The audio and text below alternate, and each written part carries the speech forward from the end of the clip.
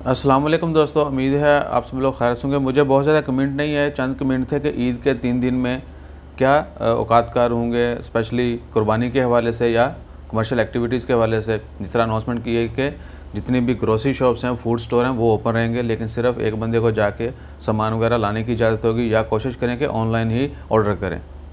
आज 7 जुलाई 2021 और दिन है बुध का। अभी तक ओमान गवर्नमेंट ने, स्प्रिंग कमेटी ने, किसी भी इदारे ने ये कंफर्मेशन नहीं की। ये तो कंफर्म कर दिया गया है कि ईद की नमाज नहीं होगी, गैदरिंग नहीं होगी, किसी किस्म का इज्तिमा नहीं होगा।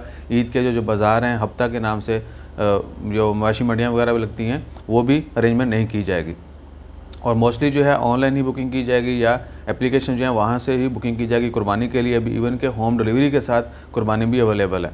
आप ऑनलाइन बुकिंग करेंगे, ऑनलाइन पेमेंट करेंगे सब कुछ, या वहाँ पे जाके भी कर सकते हैं प्रेयर, और आपके घर पे आपका गोश्त है वो डिलीवर कर दीजिएगा। Then you can contribute here and there. लेकिन ओवरऑल क्या है कि ईद के हवाले से ईद के 3 दिन जो है 10, 11 और 12 ज़िलहज या 20, 21, 22 को इंशाअल्लाह खैर एक्सपेक्टेड है ईद।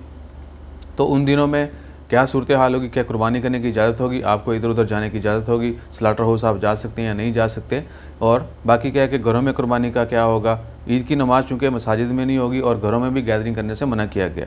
जैसे इसके मतलब कोई अपडेट आती है कि कोई इजाज़त मिलती है या नहीं मिलती या क्या तरीक़ाकार होगा, इमीडिएटली शेयर करेंगे। अपना ख्याल रखिए, दुआ में याद रखिए। जज़ाकल्लाह, अल्लाह हाफ़िज़।